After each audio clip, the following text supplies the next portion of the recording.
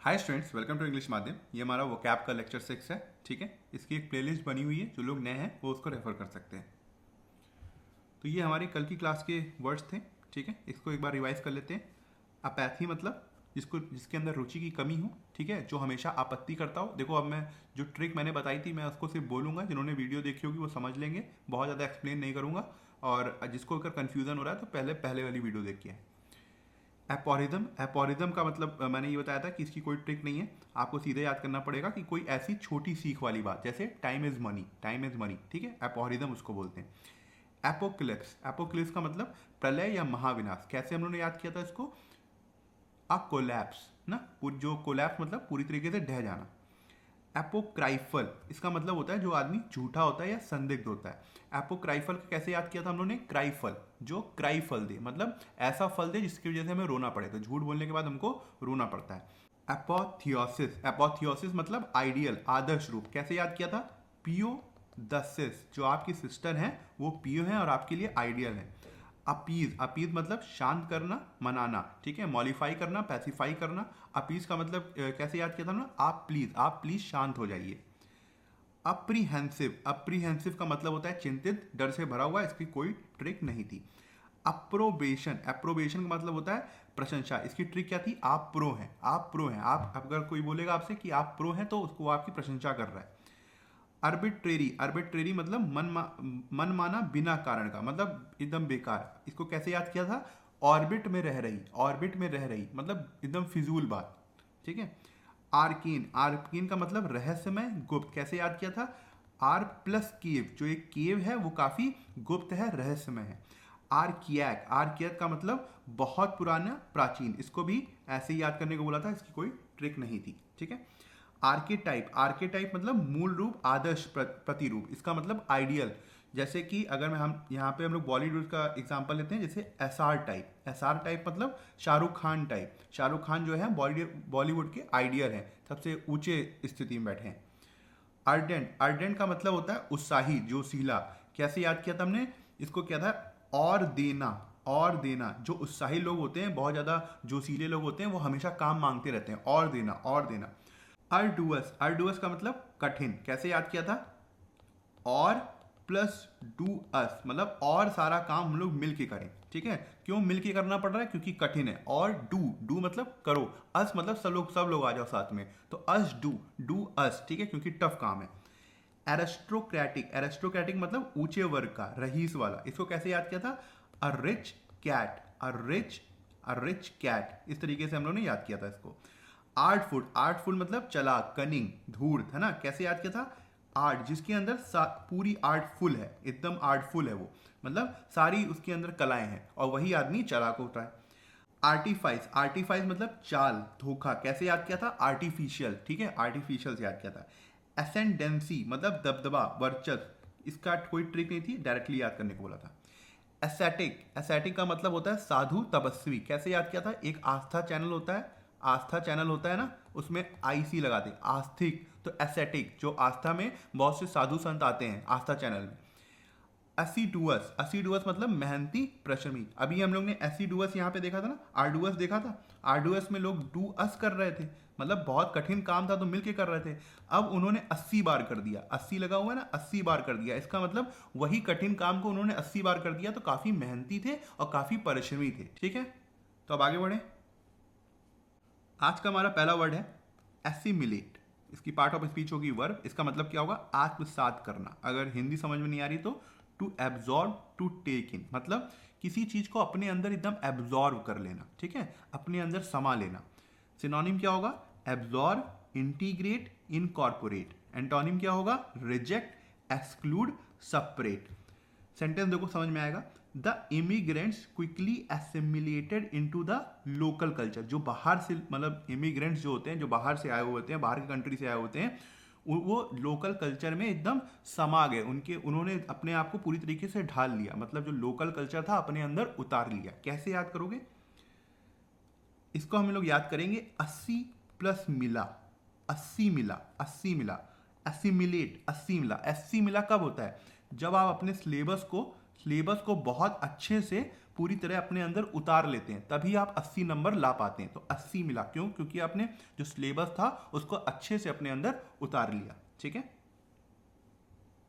Second हमारा word है एसॉज। एसॉज इसकी पार्ट ऑफ स्पीच है वर्ब, मतलब शांत करना, दर्द कम करना। ठीक है। टू काम, टू रिड्यूस पेन। सिनोनिम क्या हो जाएगा? मॉलिफाई, पैसिफाई, एलिविएट। एंटोनिम क्या हो जाएगा? Irritate, provoke, aggravate. The mother's lullaby assuages the crying baby. जो माँ की लोरी थी उसने रोते हुए बच्चे को शांत किया। ठीक है। कैसे याद करेंगे इसको? ऐसे तो आप डायरेक्टली याद कर सकते हो उसको, एसॉज। ठीक है। अगर नहीं याद हो रहा है तो ऐसे कर सकते हो, edge plus you plus edge. जैसे जैसे आपकी एज होती जाती है आप शांत होते जाते हो। देखो, जो 16 साल में जो गुस्सा था वो आज की डेट में 25 साल में नहीं होता। जो 25 साल में तेजी है वो चल के 35 साल में नहीं होती। जो 35 साल में तेजी है वो 50 साल में नहीं होती। तो जैसे जैसे आदमी की उम्र बढ़ती है वो शांत होता जाता है। ठीक है। तो एज यू एज एसॉज। ठीक है। तो आप प्रोनाउंसिएशन से हो सकता है कंफ्यूज हो जाए, ऐसे डायरेक्टली कर सकते हैं या फिर स्पेलिंग दे सकते हैं, एज यू एज। थर्ड है हमारा एस्ट्यूट, मतलब चालाक, समझदार। Clever, sharp in judgment. Synonym क्या होगा? Shrewd, perceptive, sagacious. बहुत इंपॉर्टेंट वर्ड है sagacious. Antonym foolish, ignorant, dull. Only an astute investor could make profit in such a risky market. कह रहा है कि एक जो चालाक इन्वेस्टर है वही इस रिस्की मार्केट में प्रॉफिट बना सकता है, इसका कोई भी ट्रिक नहीं है। ठीक है। इसको आपको ऐसे ही याद करना पड़ेगा। फोर्थ है हमारा एट्रीशन। पार्ट ऑफ स्पीच है नाउन, धीरे धीरे कमी होना। ठीक है। ग्रेजुअल रिडक्शन होना या फिर वीक होना, मतलब कोई चीज बहुत धीमे धीमे रिड्यूस हो रही है, अब कमजोर हो रही है। कैसे याद करोगे? Eroding, eroding plus tradition. क्यों बोल रहा हूं मैं ऐसा? देखो प्रोनाउंसिएशन में आवाज आ रही है ऐसी, एट्रीशन, ट्रेडिशन ना, एट्रीशन मतलब ऐसा ट्रेडिशन, ऐसी मान्यताएं जो धीमे धीमे समाज से खत्म हो रही है। तो किस क्या हो जाएगा? एट्रीशन। तो इरोडिंग, ट्रेडिशन, इसको याद रखना। सिनोनिम क्या होगा? Erosion, weakening, dwindling. ये ड्विंडलिंग वाला स्पेलिंग याद रखना। ठीक है। इंपॉर्टेंट है, सॉरी, ड्विंडलिंग। एंटोनिम क्या हो जाएगा? Strengthening, growth, gain. The army suffered heavy attrition after months of battle. काफी महीनों के लड़ने के बाद जो आर्मी थी उसके अंदर उसके पास काफी कमी हो गई या काफी उसको घाटा झेलना पड़ा। ठीक है। फिफ्थ हमारा वर्ड है ऑडेसिटी। ऑडेसिटी मतलब ढिढाई, साहस, बहुत ज्यादा हिम्मत होना। Boldness, daring, confidence. ठीक है। सिनोनिम क्या हो जाएगा? बोल्डनेस, इम्प्यूडेंस, इंपॉर्टेंट है। टिमरिटी, इंपॉर्टेंट है। एंटोनिम क्या हो जाएगा? टिमिडिटी, इंपॉर्टेंट है। Humility, fearfulness. He had the audacity to argue with the जज। उसके अंदर साहस था कि वो जज से आर्ग्यू कर सके, मतलब बहस कर सके। कैसे याद करोगे इसको? Audio plus city. कैसे याद दिमाग लगा सकते हो इसमें? आपको अगर डोरेमोन देखा है किसी ने कार्टून, उसमें एक कैरेक्टर था जियान। ठीक है। वो बहुत बेकार गाना गाता था, बहुत ज्यादा बेकार गाना गाता था, मगर माइक लेके जब वो गाता था कि मैं हूं जियान, है ना, तो उससे क्या होता था कि पूरे जितने सिटी में लोग रहते थे वो बेहोश होने लगते थे। तो आपके अंदर इतना साहस है कि आपकी आवाज इतनी खराब है फिर भी आपने ऑडियो से पूरे सिटी को गाना सुना रहे हैं अपने। ठीक है। तो ऑडियो सिटी, तो आपके अंदर साहस बहुत है, ऑडेसिटी। सिक्स्थ है हमारा ऑगमेंट, मतलब विस्तार करना, बढ़ाना। To increase, to enlarge. Synonym कैसा होगा? Amplify, enlarge, enhance. एंटोनिम कैसा होगा? डिमिनिश, कर्टेल, इंपॉर्टेंट है, reduce. The company plans to augment it workforce by 20%। Company क्या प्लान कर रही है कि वो अपनी जो वर्क फोर्स है उसके यहाँ जितने भी वर्कर हैं उनको 20% बढ़ा दिया जाए। कैसे याद करोगे? अगर हम आग में अगर हम मिंट डाल दें तो क्या होगा? आग में अगर हम मिंट डाल दें तो क्या होगा? आग जो है वो भड़क जाएगी और बढ़ जाएगी। तो आग मिंट या फिर ऑगमेंट। ठीक है। सेवेंथ है ऑस्पिशियस, शुभ, मंगलकारी, फेवरेबल, लकी। ठीक है। सबको पता होगा इसकी मीनिंग, और बस इसकी स्पेलिंग थोड़ा सा दिमाग में रखना। सिनोनिम क्या है? Favourable, promising, propitious. ठीक है। प्रोपीचियस ये इंपॉर्टेंट है। एंटोनिम क्या होगा? Ominous, inauspicious, unlucky. ठीक है। The couple chose an auspicious day for their wedding. जो कपल था, जो शादी करने वाला जोड़ा था, उसने काफी मंगल दिन चुना अपनी शादी के लिए। कैसे याद कर सकते हैं? स्पेशल डे, स्पेशल डे, ठीक है, स्पेशल से याद कर सकते हैं। ऑस्पिशियस, जो स्पेशल डे है आपका वो मंगल वाले दिन है, शुभ वाले दिन है, तो ऑस्पिशियस, ठीक है। 8th है हमारा ऑस्टीर। इसका मतलब ये होता है कि जो आदमी हर दुनिया की सारी मेटेरियलिस्टिक चीज़ों को छोड़ चुका हो, बहुत ही ज़्यादा सादे जीवन जीता हो, जैसे एक एस्थेटिक लाइफ, एस्थेटिक लाइफ, ठीक है। एस्थेटिक बताया था मैंने कि आस्था से जुड़ा हुआ, जो मतलब जैसे साधु संत होते हैं, तो इस तरीके की लाइफ वो जीता हो। सिनोनिम क्या हो जाएगा? Eastern, strict, aesthetic. और एंटोनिम क्या हो जाएगा? लग्जीरियस, इंडल्जेंट, एक्स्ट्रावैगेंट, ठीक है, ये थोड़ा सा याद रखना, इंटेलिजेंट और एक्स्ट्रावैगेंट इंपॉर्टेंट है। He lived an austere life with simple food and cloth. वो काफ़ी नॉर्मल लाइफ जीता था सिंपल फूड और क्लोथ के साथ, ठीक है। इसकी कोई भी ट्रिक नहीं है, बनाने को बना सकते थे मगर वो फालतू की होती, दिमाग में ना रहती, इसलिए ऑस्टीर को डायरेक्टली आप याद करिए। आपको एस्थेटिक का मैं बता ही चुका हूँ, इससे हल्का सा कनेक्ट करने की कोशिश करिए ऑस्टीर को, ठीक है। 9th है हमारा ऑटोक्रेटिक। उम्मीद करता हूँ कि इसकी मीनिंग पता होगी, आप लोग एसएससी की तैयारी कर रहे हैं, ठीक है। तानाशाही, जो आदमी तानाशाह होता है, बॉसी, रूलिंग एब्सोल्युटली। सिनोनिम क्या हो जाएगा? डिक्टोरियल, अथॉरिटेरियन, डेस्पोटिक, इंपॉर्टेंट है। एंटोनिम क्या हो जाएगा? Democratic, lenient, liberal. The autocratic ruler silenced all opposition. जो तानाशाह रूलर होता है वो अपने अपोजिशन को साइलेंस कर देता है।